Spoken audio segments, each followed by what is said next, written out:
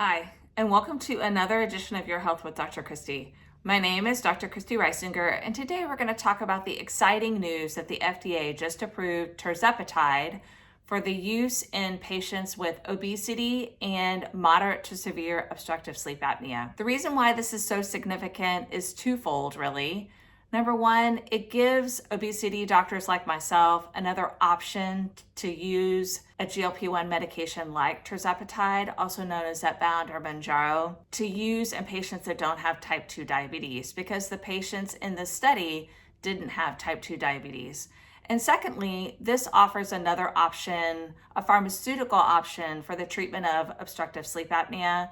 Right now, really the only main treatment is something called CPAP, which is a face mask that patients have to wear at night, and they hate it. The FDA based its decision on the SURMOUNT trial, which was done and published in the New England Journal of Medicine back in June of 2024. I'll put a link in the description with a video where I explain that study more in detail. But today, what I'd like to focus on is if you have a BMI greater than 30 and you think you may have sleep apnea, it's time to take a test to see if you do, and then go talk about it with your doctor.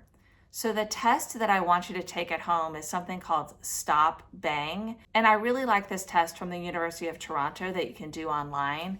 It's really simple to do, and it'll help get you a score that then you can take to your doctor. In order for you to be diagnosed with this obstructive sleep apnea, I usually send patients to a specialist in sleep medicine, and then you'll do a sleep study where they'll calculate whether you have mild, moderate, or severe obstructive sleep apnea.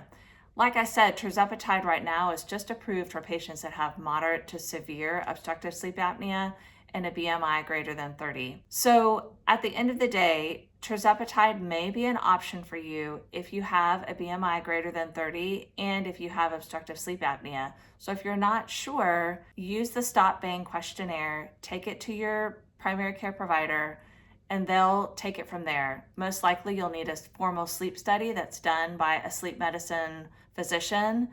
And once you get that score, you can move forward and hopefully get this medication prescribed to you, which will treat your sleep apnea by helping you lose weight.